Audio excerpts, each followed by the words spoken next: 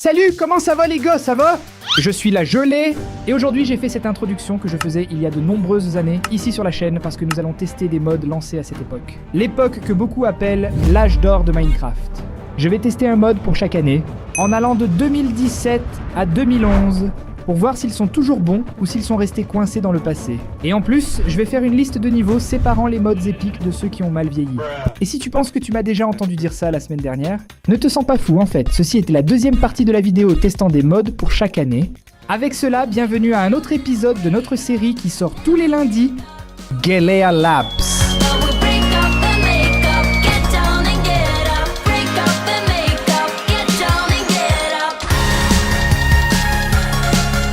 Et le premier mode de la liste d'aujourd'hui, qui commence en 2017, s'appelle Drones. Qu'est-ce que ce mode ajoute, hein? Oh là là! Cela pourrait être très difficile à deviner. Il ajoute rien de plus, rien de moins qu'un drone qui t'attaque. Mec, regarde comme c'est bizarre ici, mec! Ce sont des drones qui sont des mobs hostiles, et vous pouvez combattre les drones. Tu pensais que c'était juste un autre mode de télécommande pour contrôler les drones, n'est-ce pas? En fait, il ajoute ces bestioles ici. Mais ce n'est pas tout. Imagine que vous avez trouvé un drone dans votre monde, comment allez-vous vous protéger contre lui et contre d'autres créatures hostiles du monde? Comment allez-vous vous protéger contre lui et contre d'autres créatures hostiles du monde?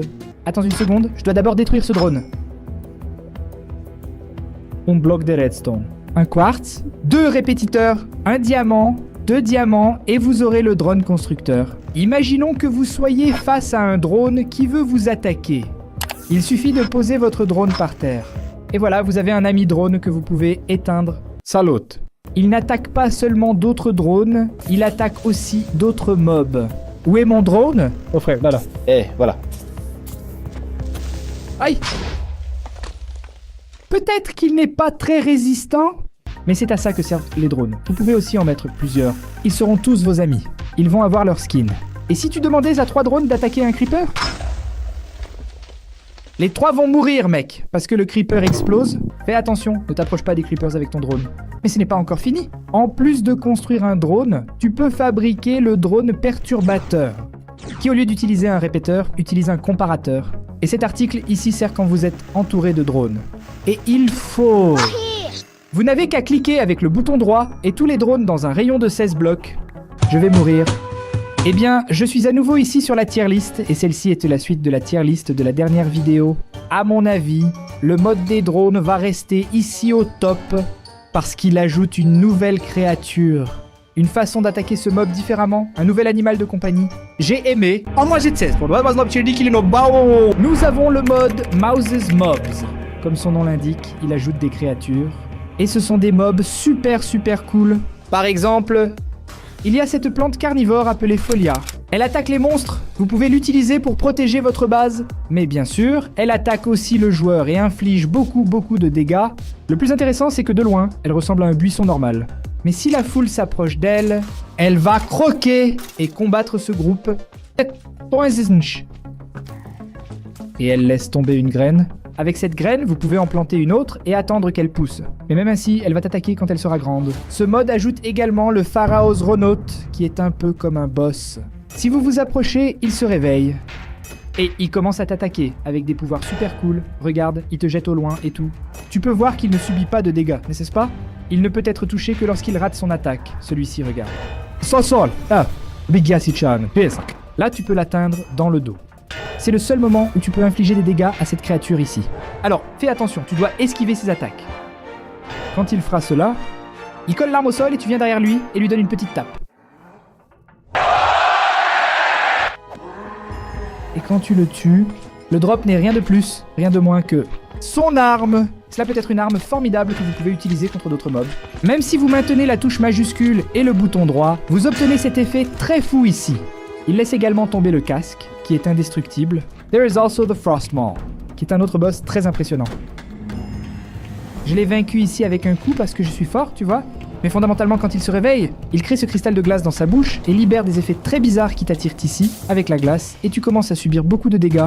C'est vraiment cool, mec. Les mobs de ce mode ici sont incroyables et ont des pouvoirs incroyables. Il est immunisé contre les flèches et les projectiles.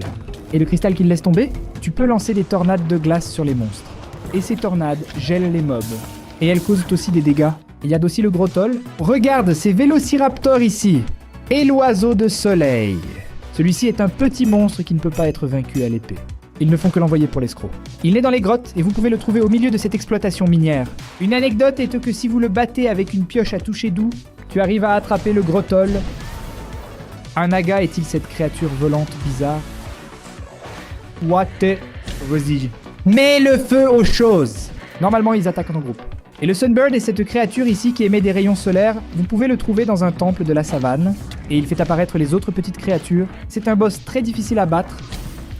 En plus, il y a plusieurs autres éléments que vous pouvez vérifier en testant le modèle. Mais c'est un des meilleurs modes de mobs de Minecraft.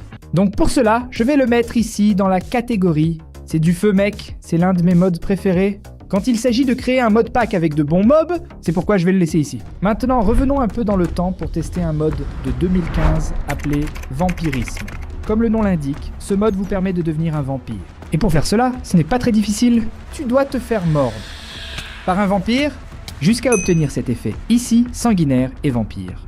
Et si vous survivez pendant 20 minutes avec cet effet, tu deviens un vampire. Quand tu deviens un vampire, après 20 minutes, tu peux sauter plus haut, tu deviens un peu plus rapide. En tant que vampire, tu peux pas rester au soleil quand tu brûles, ton personnage obtient ses petits yeux spéciaux ici, tu vois, ta vie augmente aussi. Votre personnage obtient ses petits yeux bizarres ici, regarde. Ta vie aussi s'améliore. Et pour survivre en tant que vampire, vous devez aspirer le sang de créatures, d'accord?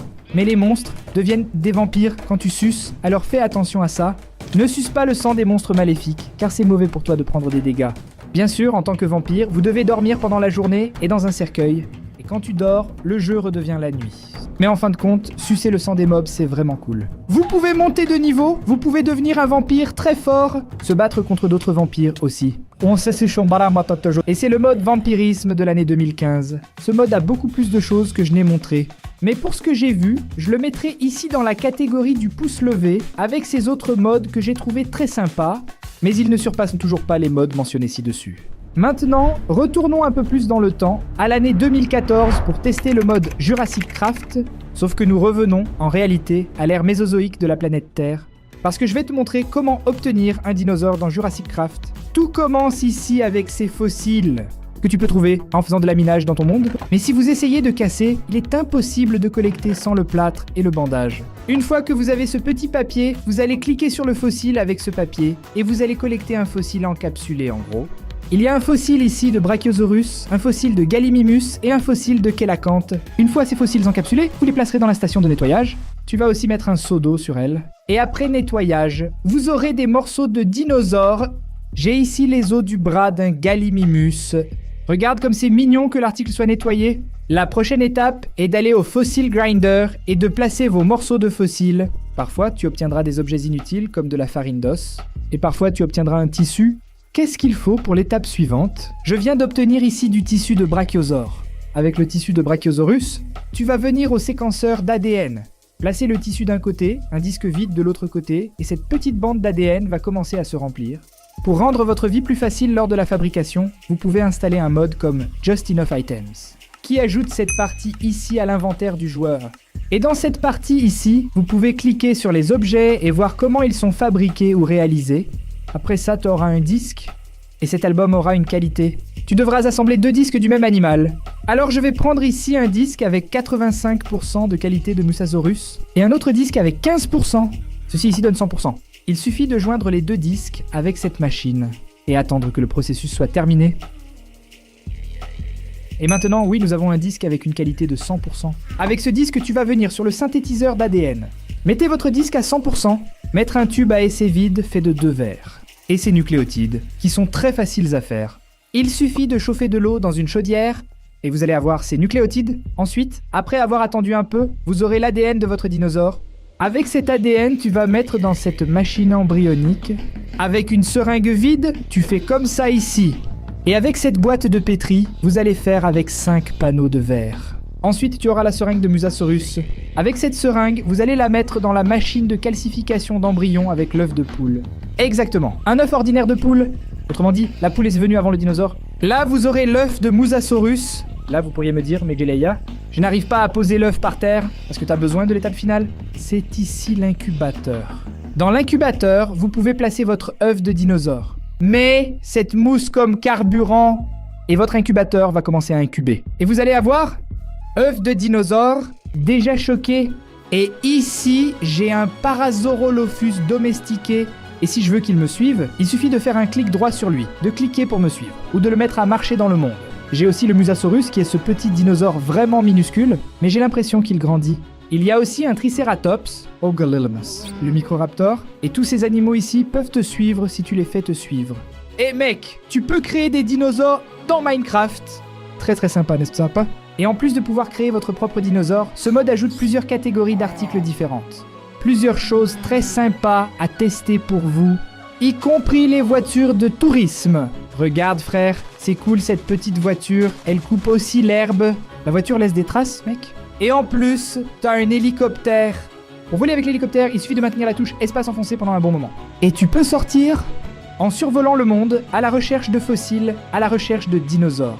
À la recherche de l'exploration, c'est-à-dire, mec, ce mode ici offre un gameplay vraiment fou qui en vaut vraiment la peine. Comme toujours, il est temps d'évaluer les modes, et pour moi, il n'y a pas de discussion. Le Jurassic Craft reste ici, avec le Betternator dans la catégorie du petit trophée.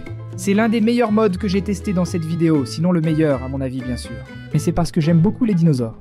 Maintenant, je vais envoyer à l'année 2013 pour le mode Too Much TNT. Ce mode, comme son nom l'indique, ajoute de nombreux TNT différents à votre Minecraft, ajoute aussi ses dynamites, et il a toujours été très populaire dans Minecraft. Mais peu de gens savent qu'il a été lancé pour la première fois en 2013. Tout d'abord, je vais te montrer quelques TNT, par exemple la TNT 5 fois, qui fait 5 fois plus de dégâts qu'une TNT normale.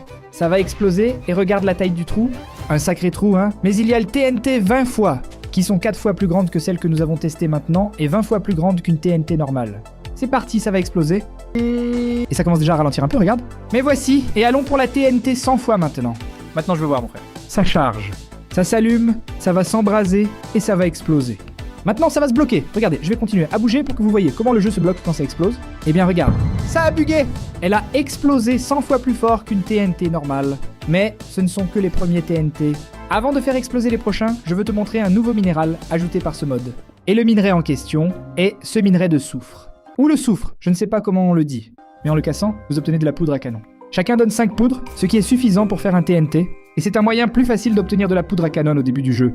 Pas besoin de tuer les creepers, n'est-ce pas? Regarde, ici il y a un peu plus de minerai. Non, celui-ci est juste du charbon normal. Les fabrications des TNT par exemple, une fois, 2 fois, tournent à peu près comme ça. 4 TNT normaux deviennent un TNT 5 fois. 4 x 5 devient 20. 4 jours sur 20 deviennent 100. 4 jours de 100 devient 500. Pour faire la TNT de météore, vous avez besoin de 500 fois plus d'obsidienne et de lave. Et je vais choisir 9 TNT pour que nous puissions les tester dans cette vidéo. D'accord, je suis déjà dans une caverne, je dois sortir d'ici, alors testons la TNT 500. À l'intérieur, regarde ça, ce TNT ici va être 5 fois plus grand que les normes qu'on vient de tester. Et je veux voir si elle finit jusqu'à la surface pour que je puisse sortir et tester les 8 autres que j'ai préparés ici. Oui, il a fait un énorme trou.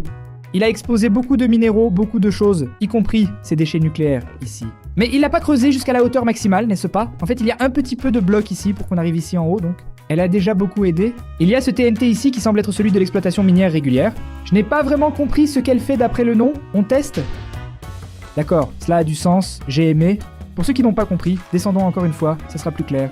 Disons que je veuille y faire une mine, mais je ne veux pas creuser les premières parties de ma mine. Il suffit de poser le TNT à plat sur le sol, et elle va ouvrir un grand trou comme si c'était une véritable mine, regarde. Il y a aussi la TNT compacte. Je ne sais pas ce que fait cette dynamite ici, est-ce que c'est comme un... Ah mec, je comprends. Oh là là, elle! C'est un explosif qui contient plusieurs explosifs à l'intérieur. Et j'ai creusé un grand trou en faisant aussi un gros dégât. Sortons de la grotte car maintenant je vais tester la maison TNT. Cette TNT promet de créer une maison au moment de l'explosion. Voyons voir si ça marche, hein? Regarde, mets-le par terre. Active! Et nous allons voir, cool, nous avons une maison. Dans cette maison, il y a une table d'artisanat. Y a-t-il un easter egg ici? Non, juste une petite maison. Il y a aussi de la dynamite de forage. Elle a une petite image d'une perceuse, et quand vous l'activez, elle va probablement commencer à percer beaucoup de trucs. Oui, exactement. Caramba, mec, elle a creusé un puits jusqu'ici à la roche-mère. Il a exposé plusieurs minéraux. Regarde. Maintenant, nous allons passer à la catégorie des TNT God. D'abord, testons la TNT Pompéi. Quelle promesse fait un volcan, n'est-ce pas? D'après ce qu'il y a ici à côté. Je vais m'éloigner un peu, parce qu'apparemment c'est quelque chose d'important. Mon Dieu, elle explose le monde entier, frère. Waouh, mec, c'est étrange. Oh là là, c'est fini. Ne mets pas de TNT comme ça dans ton monde, sérieusement? Pourquoi créer un volcan au milieu de nulle part, n'est-ce pas? L'une des TNT les plus puissantes de ce mode est la TNT Révolution. Qu'est-ce que c'est ce TNT avec les couleurs du drapeau français, hein? Allons mettre ça ici, oh là là. D'accord, d'accord. Elle commence comme Pompéi, mais sans mettre le feu. Ah. Je m'attendais à plus. Avant de montrer les dynamites, qui sont ces objets jetables ici, nous allons montrer la TNT Chicxulub. On dirait qu'elle fait tomber une météorite du ciel, non? Allons voir ici, où est ce fameux météore? Voyons voir. Oh là là, ça arrive, mon Dieu. Mon Dieu, tout a explosé, mon gars. Oh là là! Oh mon Dieu, frère! Tu peux le mettre chez ton ami pour faire une blague, mais ne le mets pas près de ton village. Laisse-moi voir ici, pour la faire, tu as besoin de TNT, de météorites et d'uranium. Oh là là, maintenant que le gâchis s'est produit. Je pensais que c'était juste ça. Quelle folie! Grand True. Et il y a aussi les dynamites, n'est-ce pas? Il y a la dynamite de météore, qui est celui-ci. Ils font probablement apparaître une petite météorite. Le petit météore est tombé. Eh bien, je ne dirais pas que c'est une si petite météorite, n'est-ce pas?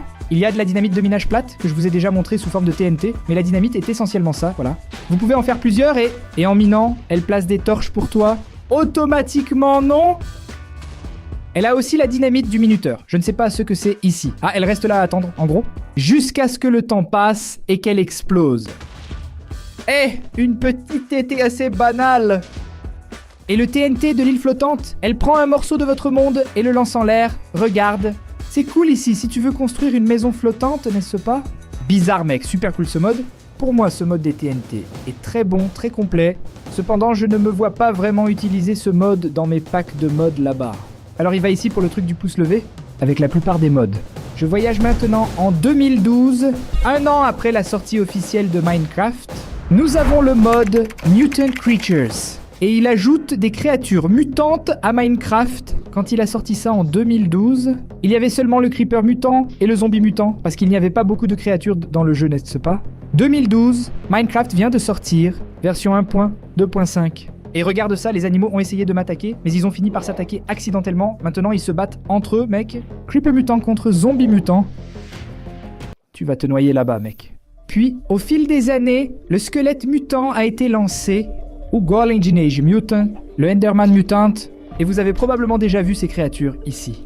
Je ne sais pas, dans les miniatures des vidéos YouTube ou dans une série de modpacks que tu as déjà regardé, mais il a continué à se moderniser, devenant plus mignon, plus moderne et tout, et aujourd'hui on a même Mutant Spider Cochon, mignon de creeper, c'est-à-dire ce n'est pas un mutant, il est tout petit, n'est-ce pas? Et plusieurs éléments. Parce que si vous remarquez, les mobs ont des attaques spéciales et lâchent aussi des objets spéciaux. Squelette par exemple. Lance une flèche qui inflige de lourds dégâts. Et puis poison qui est du poison, n'est-ce pas? Et ils ont un effet vraiment distinctif. Le zombie mutant m'attaque, me lançant en l'air, sauter sur moi comme un Hulk, casser les choses. Et il est aussi très fort. Le mutant Enderman, tu essaies de l'attaquer ici, il commence à se téléporter, à faire apparaître plein de clones, des mutants d'Enderman ici, c'est bizarre. De la cécité, et puis tu meurs aussi, non? L'attaque du mini creeper. Est-ce une petite explosion? L'attaque du creeper géant consiste à sauter sur vous et à exploser, mais il ne meurt pas quand il explose. Et il fait apparaître plusieurs mini creepers aussi. Le bonhomme de neige mutant, tout comme le golem de neige normal, il est protecteur, alors il ne t'attaque pas. Même si tu l'attaques, il ne te réplique pas. Et les mobs lâchent des objets intéressants, par exemple. Le zombie quand il meurt a une animation différente. Oh, il est pas mort? Mec, il doit mourir plus d'une fois.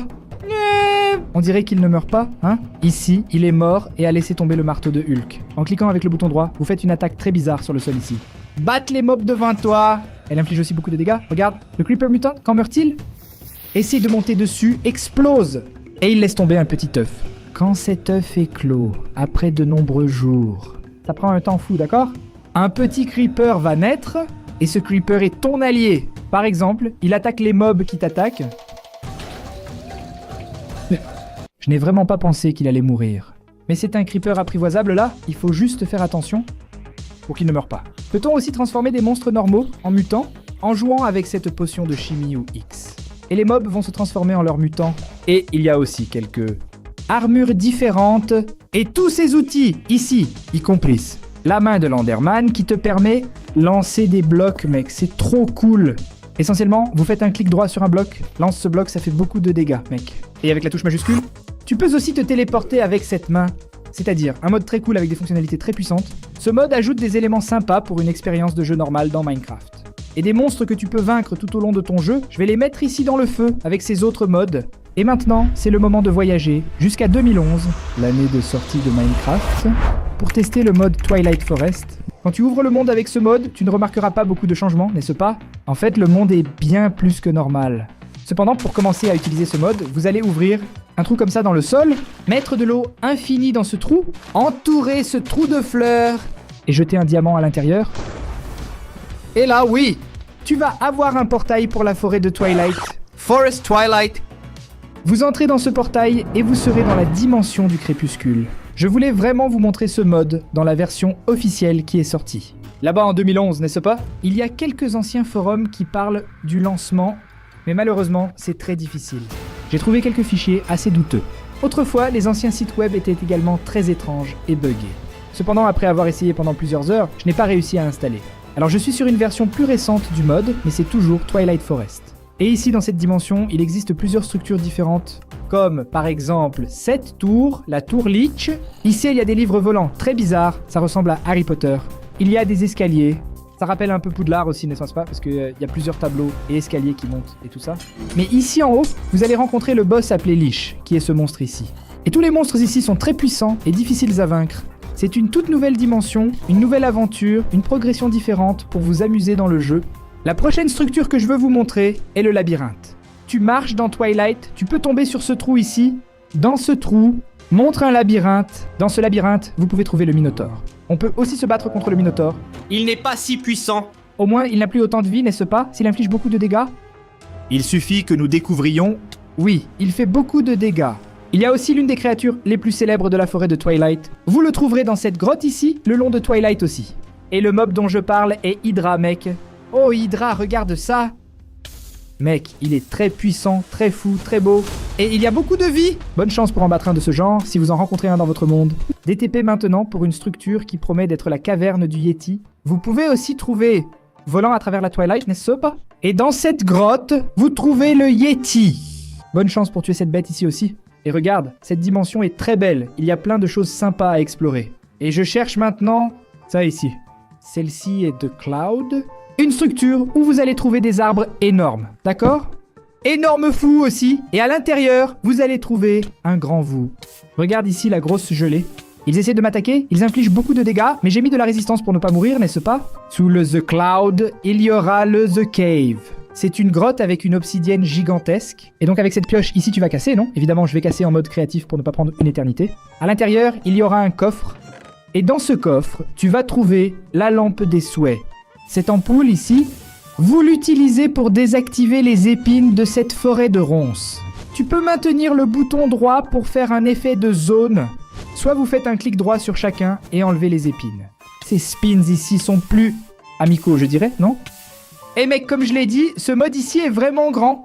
Si tu veux tester l'expérience complète, tu peux chercher des tutoriels à ce sujet, mais il y a beaucoup de choses, mec. Donc je ne peux pas tout montrer dans cette vidéo. Mais avec la progression et le niveau de détail et de choses que ce mode ajoute, et parce qu'il a été fait en 2011, je vais le placer ici avec ses autres mods dans la catégorie du trophée. Avec Betternator et le mode Jurassic Craft. Et si tu as aimé cette vidéo, je t'attends la semaine prochaine, lundi, pour un autre épisode de Geleia Labs. Au revoir tout le monde. O Geleia sabe que você é muito legal. Na moral, você assistiu até o final. Uau.